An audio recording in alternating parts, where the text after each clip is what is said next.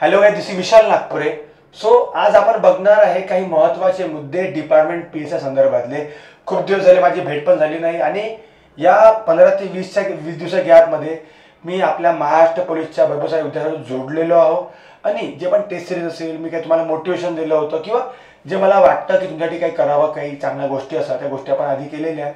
पण त्यानंतर मला महाराष्ट्रातील 100% मला वाटते कोणी निगेटिव्ह बोललं नाही मला अजूनपर्यंत, पण 100% विद्यार्थ्यांनी खूप पॉझिटिव्ह रिस्पॉन्स दिला. मला कॉल्स केले पर्सनल आणि एक चांगलं आमचं बॉन्डिंग बनलेलं आहे. आता असं वाटतं की चला बाबा एक जे पण आहे बाकी सर्व गोष्टी आपण बघू. पण काही अपडेट्स आहे की तुमची एक सर्वांची मला खूप जण मेसेज करत म्हटलं एक चला एक व्हिडिओ बनवून टाका. खूप जणांची अशी इच्छा की सर आन्सर की कधी येणार आहे, आन्सर की कधी येणार आहे. आणि मी मागे सांगितलं होतं मागच्या व्हिडिओमध्ये की सेकंड आन्सर की कधी येईल हे सांगितलं आहे मी. खूप जण म्हणे नाही सर 25 डिसेंबरला येणार आहे, नाही सर 30 डिसेंबरला डिसेंबरला येणार आहे, नाही सर 31 डिसेंबरला आहे.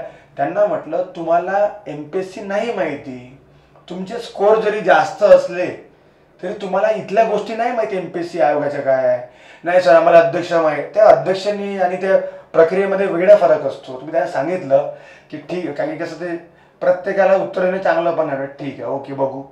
आजची तारीख 14 तारीख आहे, आन्सर की आली आहे का नाही. म्हणजे बघा त्या लोकांनी प्रेडिक्शन केलं होतं, माहित नाही मला सांगायला समजत नाही लोक इतके प्रेडिक्शन कसे फास्ट करतात. तर बिना कामाचे कट ऑफचं प्रेडिक्शन करून ठेवलेलं आहे 40च्या वर. तुम्ही तर सांगितलं आहे बस 40च्या वर पॉसिबल नाही म्हणजे नाही, पॉसिबलच नाही ते तर सांगितलं आहे. किती लागणार ते पण मी सांगायला 2-3 आकडे सांगितलेले आहे. ते आकडे लागेल म्हणजे लागेलच, फिक्स आहे. हे आमचा अनुभव आहे, ते लागेलच फिक्स. पण सेकंड आन्सर की कधी येईल हा सर्वात महत्त्वाचा मुद्दा आहे आपला पहिला. की सर्वजण टेन्शनमध्ये आहे की सर सेकंड आन्सर की कधी येईल, आम्ही अभ्यास करू की नाही. तुम्हाला मी म्हटले होतं की बस तुम्ही अभ्यास करायला चालू करून ठेवून द्या. MPSCचं असं असते की आन्सर की 1 महिन्या आधी देते. पण मग आपला प्रश्न असा काय पडलेला आहे की मेन्सचा पेपर कधी होईल सर. मग आणि मेन्सचा पेपर हलवा नाही आहे. या काहीतरी GS वाचून 18 ते 19 लॉ आहे त्याच्यामध्ये आहे ना, मायनर ॲक्ट वेळ पकडून पूर्ण. तर 18 ते 19 जे कायदे आहे, जे ऍक्ट आहे ते का तुम्हाला वेळ पाहिजेच का नाही. म्हणून तुम्हाला मी आधी सांगितलं होतं की ज्यांच्या पण स्कोर 30च्या वर आहे, 31-32 वाले सर्व लागून. अरे 32 वाल्यांनी सुट्ट्या घेतलेल्या आहे का बरं. की तिसरा एक मुद्दा असा आहे आपल्या याच्यामध्ये की सेकंड की नंतर मार्क किती वाढणार आहे. ठीक आहे, मार्क्स जे आहे आपले ते किती वाढणार आहे हा एक तिसरा मुद्दा आहे. हा मुद्दा मी ते लिहिला नाही पण मी ते घेणार समोर. त्यामुळे 3 मुद्दे आपण डिस्कस करणार आहे. मला वाटतं की खूप दिवसानंतर स्वतः रिफ्रेशमेंट तुम्हाला होऊन जाईल. पहिला पॉईंट काय म्हटलं आपण, सेकंड आन्सर की कधी येईल. मी काही गोष्टी सांगणार आहे त्या गोष्टीमध्ये लक्षात ठेवा. नाही सर तुमच्या आयोगात कोणी आहे का त्याच्या मागे नको पडा. ठीक आहे, काही गोष्टी एक असं असते 45 डेज, 1.5 महिना असं मग एक कन्सेप्ट असतो किंवा 2.5 महिने, एक्झामच्या 1 महिना पहिल्या आधी. काही गोष्टी MPSC घटनात्मक बॉडी आहे ना, त्या गोष्टी त्यांना फॉलो कराव्या लागतात. तर आपण त्या गोष्टी पहिले बघून घेऊ ऍक्च्युली आहे काय. खूप सारे विद्यार्थ्यांनी मला सांगू 25 डिसेंबरला येणारच आहे, 31 डिसेंबरच्या आधी येणारच आहे. त्यांना म्हटलं नाही येत रे बाबा. नाही सर म्हणे आता 17 तारखेपर्यंत झालं ना म्हणे आपलं ते चॅलेंज वगैरे. नाही होत एवढं. त्यांची आन्सर की रेडी असते पण त्यांचे काही रूल्स असतात, प्रोटोकॉल्स असतात, त्याच्या बाहेर ते जाऊ शकत नाही. तर बघा या तिन्ही गोष्टी बघू. आणि मेन्सचा पेपर कधी होईल हे 2 संभावना याच्यामध्ये आहे. हे खूप जास्त इम्पॉर्टंट आहे. रिझन काय की इलेक्शन आहे आपले एप्रिल-मे मध्ये, आचारसंहिता लागत असते, तेव्हा तुमची एक्झाम येणं पॉसिबल नाही. की तुम्हाला ड्युटी असतात, तुम्ही सुट्ट्या घेऊ शकत नाही. सेकंड एक पॉईंट की MPSCला पण माहिती आहे की डिपार्टमेंटल लोक आहे. तर एक्झाम माझी जून नंतर किंवा मग आधी केव्हा हे आपण बघू. एक स्ट्रक्चर बघू, हवेत नाही बोलणार मी. तुम्हाला माहिती आहे आपले व्हिडिओज कसे असतात ते आपण बघूया. तर क्लिअर सर्वांना. तर चला बघूया फायनली पुन्हा डिपार्टमेंट बेसला पुन्हा तर मी जय हिंद म्हणून एक चालू करू. जय हिंद जय महाराष्ट्राला आपलं चालू करूया. आणि फर्स्ट आपला जो पॉईंट आहे की सेकंड आन्सर की कधी येईल. तर चला बघू विद्यार्थ्यांनो. जो पहिला मुद्दा आहे विद्यार्थ्यांनो आपला सेकंड आन्सर की वाला. तर सर्वात पहिले समजून घ्या याच्यामध्ये जे आपण म्हणतो आन्सर की सर आन्सर कीचा आन्सर की तो जनरली असं असते कधी कधी की या सेकंड आन्सर की जे 2 कन्सिडर. पहिला असं आहे की फर्स्ट आन्सर की आल्यानंतर जनरली असं असते की 45 डेज मध्ये सेकंड आन्सर की देतात जनरली. असं काही कोणतं त्याच्यात लिहिलं नाही आहे. पण जे आम्ही बघत आहे सेकंड आन्सर कीचं तर 1.5 महिन्यानंतर जवळपास आन्सर की दिली जाते. ठीक आहे, पण कधी कधी हे 2 ते 2.5 महिन्यापर्यंत एक्सटेंड होते. आता एक्सटेंड का बरं होतं त्याला रिझन काहीच नाही आहे. आन्सर की रेडी आहे, पण कधी कधी काही प्रशासकीय कारण असू शकतात. पण आता कारण काहीच नाही आहे. आता ते सध्या फ्री आहे, नवीन अध्यक्ष लाभलेले आहे आपल्याला. तर हा झाला पहिला पॉईंट. सेकंड कन्सेप्ट असं असते की एक्झामच्या 45 दिवसाआधी आन्सर की दिली पाहिजे. कोणत्या एक्झामच्या? मेन्सच्या.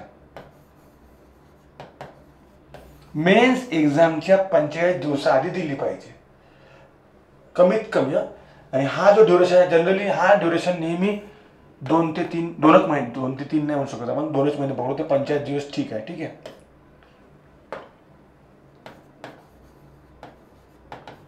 45 दिवस फिक्स आहे. म्हणजे असं असते की जेव्हा सेकंड आन्सर की आली तर त्याच्या 10 ते 15 दिवसाच्या आत मेन्सची सुद्धा डेट येऊन जाते. च्या आत म्हटलं मेन्सची डेट येते.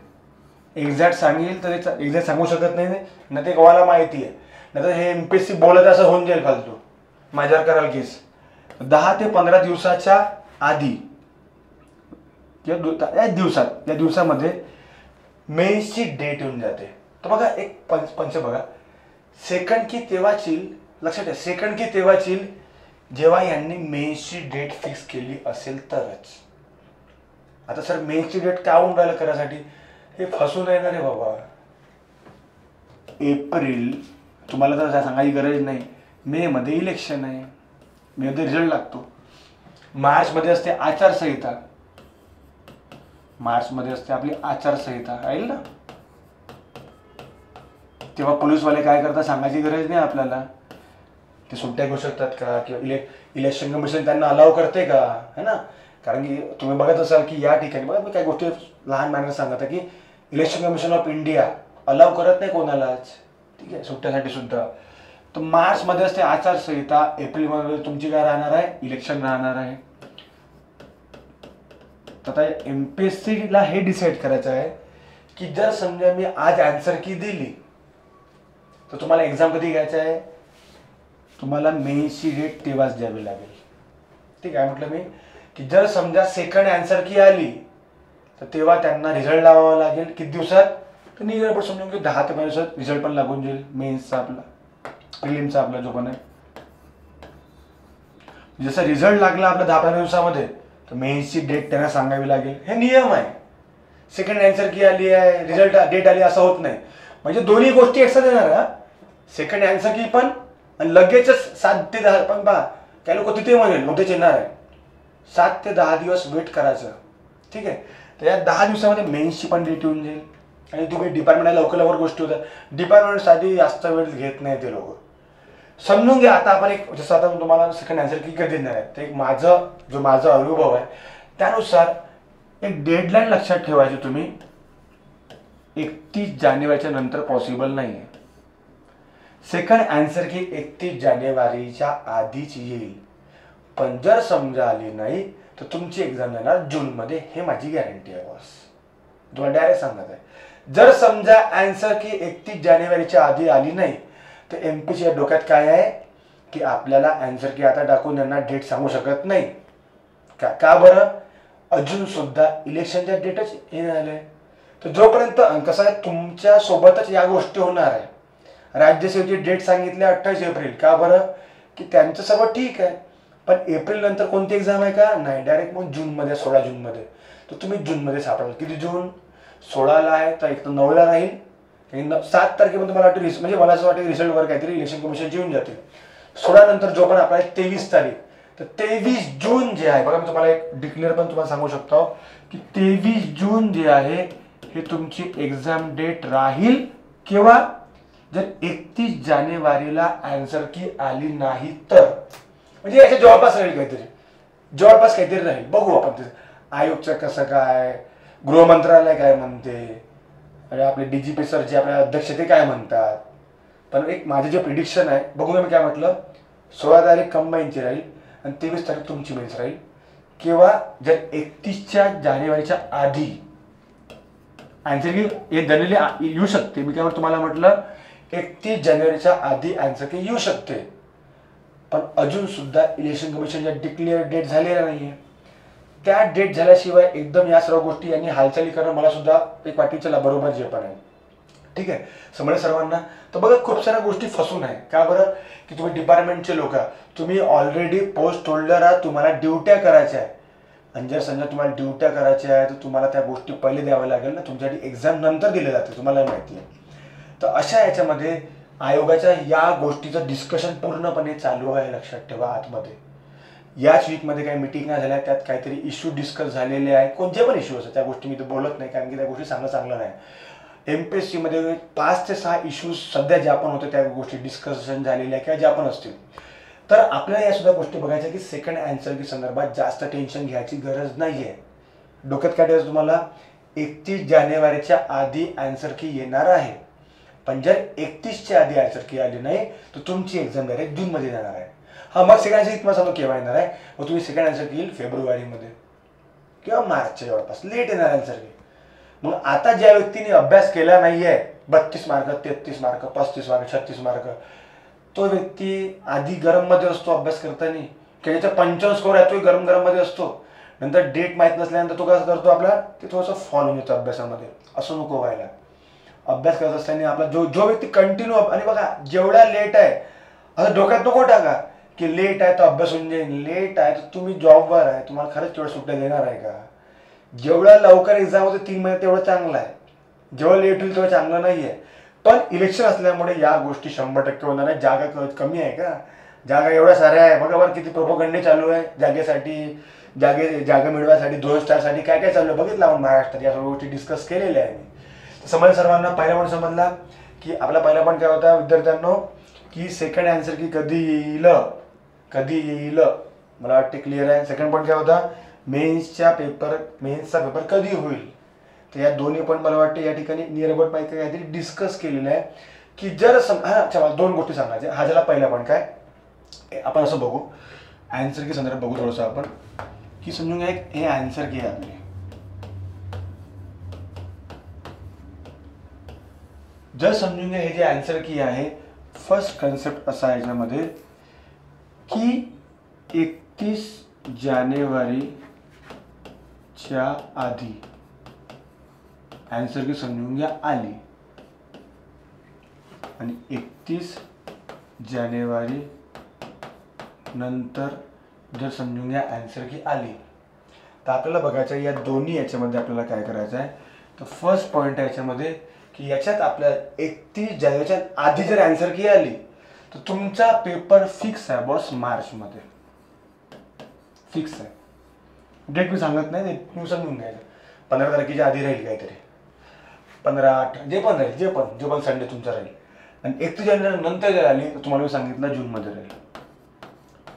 या डेट्स, दोन्ही डेट्स लक्षात ठेवायचे. काय होते बघायचं. पण तुम्हाला मी काही नियम सांगितले आहे, काही नियम असतात. तुम्हाला काय वाटते आन्सर की बनवून नाही का? ज्या दिवशी चॅलेंज झालं ते 7 दिवसात आन्सर की रेडी असते रे बाबा, टाकली काऊन नाही. काही नियम असतो. तुम्हाला काय म्हटलं मी, इलेक्शन कमिशनचे डेट्स बघतील या सर्व गोष्टी तुमच्या डेटसाठी. कारण की ते एकत्र येऊ शकते का? मग ते झालं ना, सोबत घेतली मग समोर आली डेट, इलेक्शन आली, या सर्व गोष्टी पाहिजे. आचारसंहिता हे बघायला लागेल. इथे पेपर घेणं म्हणजे घेऊ शकतो असा प्रॉब्लेम नाही, संडे असते. पण जनरली या गोष्टी धोक्याच्या एकदम मला वाटत नाही तुम्हाला एकदम त्या रिस्कमेट असतील. कारण रिस्क राहील इथे त्या सर्व. तुमचे सेंटर किंवा तुमचे होम सेंटर राहणार नाही ना. हां, तर अशा पद्धतीने राहील. तर काय म्हटलं आपण की सेकंड आन्सर की, बघा मी काही लहान बारके गोष्टी सांगत आहे, तुम्हाला कोणी सांगत नाही ना, कोणी व्हिडिओ बनवलेला याच्यावर. हे असं वाटतं की आयोगातल्या काही गोष्टी आतमधल्या का बाबा, हे ऑब्झर्वेशन्स आहे की सेकंड आन्सर की कधी येते म्हटलं आपण, 45 दिवसानंतर जनरली देतात. आता आपली एक्झाम कधी झालेली आहे त्यानुसार 45 दिवस बघून घ्यायचे. माझ्या मित्राने सांगितलं सर त्याचा स्कोर 60 आहे, त्याने सांगितलं सर आन्सर की 25 डिसेंबरला येणार आहे. तर स्कोर जास्त घेण्यात नाही याच्यात फरक असते रे भाऊ. स्कोर जास्त घेण्यात, प्रिलिममध्ये पोस्ट करण्यात फरक असते. मागच्या वेळेस ज्यांचे स्कोर 50 होते कोणीच तर लागलं, सर्व मेन्स देऊन राहिले यावेळेस सुद्धा. त्यामुळे ते डोक्यात नको की बाबा याचा स्कोर जास्त आहे, जेवढं जास्त आहे हा चांगला, असं नको करा डोक्यात. कमी स्कोरवाले विचार त्याला कोणी विचारून नाही राहिले आज. असं नको करा एकदम. ते चक्र कसं पलटते हे तुम्हाला कोण सांगणार आहे? Second answer. तुम्हाला हा तिसरा पॉईंट सांगेल. हे बघत राहा तिसरा पॉईंट. चक्र कसा पलटणार सुद्धा समजून घ्या. 9 चॅलेंजेस आहे. 9 सेकंड की मध्ये 9 चॅलेंजेस टाकल्या विशाल नागपूरने सुद्धा, लक्षात काही लोकांमार्फत. आणि ते व्हॅलिड आहे. व्हॅलिड 9 पैकी नाही 9 4-5 तर होणारच आहे. रद्द सुद्धा. काय होते 45 वाला 38 वर येते, 38 वाला 45 वर जाते, 36 वाला 41 वर जाते. हे तुम्ही बघत राहा. चक्र कसा चेंज होणार आहे तुम्ही बघत राहा. या गोष्टी मी 2014 पासून बघत आहे. पण त्याच्यात हवेत कोणीच उडू नका. कमीवाले डिप्रेशन मध्ये जा, जास्त हवेत उडू नका. सर्व एकत्र आणते. एमपीएससी मोठ्या मोठ्या जिरवली आहे, लक्षात ठेवायचं. तर समजलं आपलं 2 पॉईंट समजले का? हा पॉईंट थोडासा वेगळा आहे, हा थोडासा मनावर लागणार आहे. आन्सर की कोणते प्रश्न ते थोडं डिस्कस करून घेतो थोडाफार फटाफट नावं घेऊन फटाफट. कारण की प्रश्न टाकला तर मला माहिती आहे कोणते होतं. तुम्हाला आता बरोबर सांगून देतो कोणते प्रश्न आम्ही चॅलेंज करायला टाकले किंवा काय फटाफट तुम्हाला सांगून देईल. पण क्लिअर आहे सेकंड आन्सर कीचं. आणि एक्झाम कधी होईल? तर एक्झाम कधी होईल म्हटलं आपण 2 कंडिशन्स आहे. पहिली कंडिशन काय आपली की जर समजा 31 जानेवारीच्या आधी जर आन्सर की येईल, जे मला वाटते येणार आहे जवळपास. मला वाटतं की मला म्हणजे माझे चान्सेस असे आहे की 90%. हे टेम्परेचर काऊन देत आहे मी 99 काऊन नाही म्हणताय मी की माहिती आहे का, इलेक्शन कमिशनच्या डेट्स पण डिक्लेअर होतील लवकरच. ऑब्व्हियस त्यांना ते कामं चालू करावं लागेल ना. तर जर समजा असं झालं की नाही बाबा आता यांची एक्झाम नंतरच घ्यायची आहे, तर त्यांची डेट तुम्हाला सांगितली. मी तुम्हाला डेट पण सांगितलं मला वाटते काहीतरी किती 23 जून काहीतरी संडे असेल तर 22-23 काहीतरी. मला माहिती आहे संडे आहे की नाही, पण मला असं वाटलं 23 काहीतरी असायला पाहिजे. आणि नाही तर मग जर आधी आली तर एक्झाम कधी होईल आपली? मार्चमध्ये. आणि मला असं वाटतं पॉसिबिलिटी मार्चवाली आहे. आणि तुम्ही सर्व मार्चची पॉसिबिलिटीने अभ्यास करा. नाही तर साला जूनमध्ये म्हटलं चालू मला फोन सर होते का नाही आता मी आरामात करतो, असं नको करा. तुम्ही सुट्ट्या पण घेणार आहे काही लोक मेनसाठी. म्हणून सेकंड आन्सर कीचा मी तुम्हाला खूप लोकांना सेकंड आन्सर कीचा वाट पारे बाबा. सेकंड आन्सर कीमध्ये बहुत सारे चेंजेस ते पण तुम्हाला सांगतो. क्लिअर आहे का? मला सर्व मुद्दा समजला असेल पहिला. कारण की तुम्ही आपली ड्युटी करत असता. हे आमचे काम आहे सांगणे एज्युकेटरचे. काय 45 दिवसानंतर जनरली आन्सर की येते, कधी 2-2 महिने पण लागतात, 20 महिने लागतात. ही कंडिशन आहे. सेकंड पॉईंट काय आहे?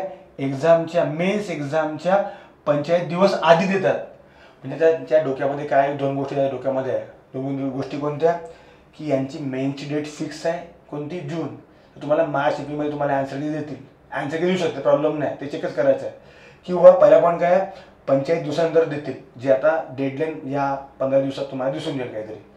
ठीक आहे. बाकी तुम्हाला सर्व सांगितलं आहे मी काय काय कसं करायला येईल. तर एकदा पुन्हा व्हिडिओ चांगल्या पद्धतीने बघायचं. तिसरा पॉईंट आहे की या मेन्समध्ये जे थर्ड जो पॉईंट आहे आपला कोणता, चेंजेस काय होणार आहे सेकंड कीने. जे चेंजेस आहे,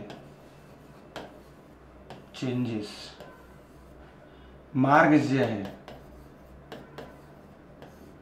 किती वाढतील किंवा कमी होतील. ते एक लक्षात ठेवा. जनरली मी सांगतो मराठीचा एक क्वेश्चन आहे, इंग्लिशचे 4 क्वेश्चन आहे आणि GSचे 4 ते 5 प्रश्न. म्हणजे ते काही लोकांनी 4 काही लोकांनी 5 टाकले, असं काहीतरी आहे.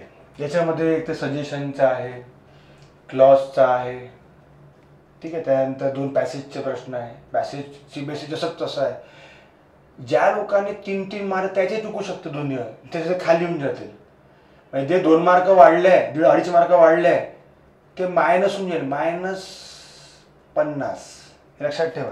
म्हणून हे इंग्लिश जर 4 चेंज झाले ना, इंग्लिशचे जर 4 चेंज झाले तर जे 1.25 मार्क वाढले एका प्रश्नाच्या मागे 1.25 मार्क वाढते, 1.25 मार्क वाढते, 5 मार्क डायरेक्ट खाली येऊन जातील. हे लक्षात ठेवायचं.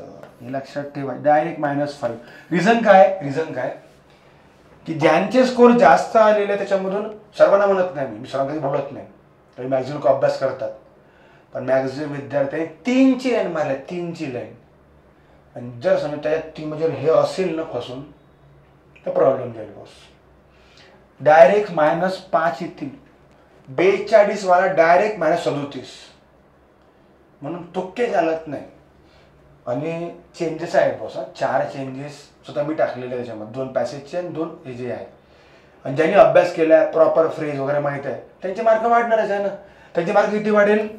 +5 वाढतील ना डायरेक्ट.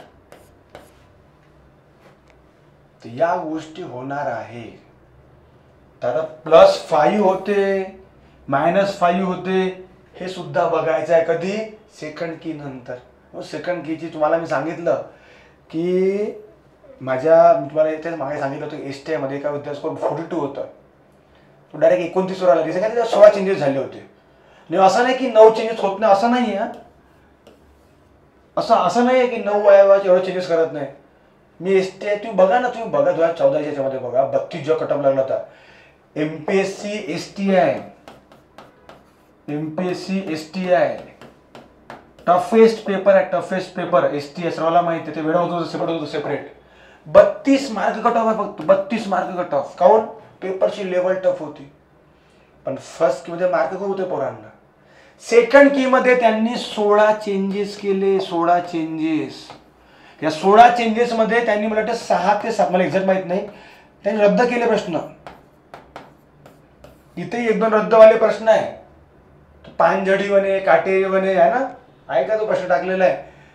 खूप ठिकाणी सांगितलं आहे की जसं काटेरी वने आन्सर असेल 63% आहे. पण प्रमुख तो कन्सेप्ट असा की पानझडी वने सर्वात जास्त आहे, कारण की पानझडी वने पण आहे. पहिलं लक्षात ठेवायचं, काटेरी वने पानझडीचा भाग आहे का हे सुद्धा सर्च करा. काटेरी वने पानझडीचा भाग आहे का? दोघांपैकी एक ऑप्शन द्यायला हवं होतं, दोन्ही दिले. तर मग आता जे आहे जनरल लॉचा कन्सेप्ट तो आहे. व्यंजन विचारलंय पण हलंत दिली नाहीये, हलंतच दिले नाहीये, लंगडा पाय केला नाहीये, तर ते व्यंजन अक्षर झाले. खूप लोक म्हणते अक्षरमाला ठीक आहे दिलेली आहे, अक्षरमाला दिलेली आहे ठीक आहे, पण रद्द पण करू शकते. ते आपलं ॲडव्हर्ब क्लॉजवालं. मुंबई ॲडव्हर्ब आहे, मुंबई तसं नाव नाही, पण त्या वाक्यात ते प्लेस दाखवत आहे. आणि असं सांगितलं इंग्लिशमध्ये की दिखाव्यावरून तुम्हाला कधी पण एखाद्याच्या ॲडव्हर्ब आहे की नावाने सांगायला लागत नाही. तो शब्द त्या वाक्यामध्ये काय ॲक्शन करत आहे, काय करतो, तो प्लेस दाखवत आहे मुंबई, तर ते ॲडव्हर्ब फ्रेज आहे. बाय लागलं पुन्हा ॲडव्हर्ब फ्रेज आहे. Adverb of place, adverb of manner, असं काही खेळ आहे का नाही समोर. तर अशा खूप लहान लहान सजेशनचे एक प्रश्न आहे. तर मग मी ते काही जास्त डिस्कशन करायला हे मला तो सांगत आहे फक्त कसं काय. आता सर्व प्रश्न ते पाठायचे मला ते कसं काय तुमचं. तर ठीक आहे. श्यामाप्रसाद मुखर्जी नायडू, सरोजिनी नायडूचं असेल, समुद्राचं ते असेल, ABC वाले आन्सर असेल, तो मला मी आन्सर पण सांगत आहे की अशी चेंजेस होऊ शकते बा. मी फक्त सांगत आहे, मी काही तिथून असं काहीतरी आहे बाबा असं काहीतरी असं नाही आहे. पण तुम्हाला पण काही गोष्टी पटेल की बाबा हा हवेत बोलत नाही, माझ्यासोबत काही असं स्क्रीन लावला आहे, प्रश्न वगैरे काही वाचून सांगत असं नाही आहे. ज्या गोष्टी झाल्या असं कोणी जेवढे सांगत नाही, असं काही प्रश्न लिहितात असं काही नाही. मी तुम्हाला तोंडपाठ प्रश्न सांगेल की काय काय प्रश्न होते, उत्तर काय राहू शकतात. क्वेश्चन मार्क दिलेला आहे, कारण मी काय आयोग नाही आहे, पण जवळपास चान्सेस हे 9 जर बॉस चेंज झाले ना, 31 वाला तुम्हाला वाटत नाही का 40 पर्यंत जाईल म्हणून. 7 त्याची लागली याच्यात, तर 31 वाला 40 पर्यंत आरामात जातो, आरामात. टेन्शन कसं घेता. म्हणून तुम्हाला म्हटलं होतं मी की 30 ते 40 वाले जे प्लेयर आहे मार्कवाले, त्यांनी अभ्यास चालू ठेवा. खूप साऱ्या गोष्टी आहे. ज्यांचे 50-55 आहे बॉस, तुमचा अभ्यास खूप चांगला, तुम्हाला बोलत नाही मी. तुम्ही मला याला आम्हालाच टार्गेट करत आहे का? मी सांगत आहे, मी माझं काम काय की जे डुबले त्यांना विचारायला सांगावं की बाबा तुम्ही थोडंसं ॲक्टिव्ह राहा. पण हे जे 30-40 मार्कवाले जे प्लेयर आहेत ना, हे कधी समोर चालले सेकंड कीनी. आणि सेकंड कीनी तुम्ही कोणाला विचारा, खरंच सिनियरला जे अधिकारी बनले आहे, सेकंड कीनी कोणाकोणाला राजाचा रंक केलेला आहे हे पण बघून घ्या. असे लोक होते सेकंड फर्स्ट की मध्ये. मी MPSCचा व्यक्ती आहे, मी काय असं नाही किंवा दुसरा फक्त बोलत असं नाही आहे.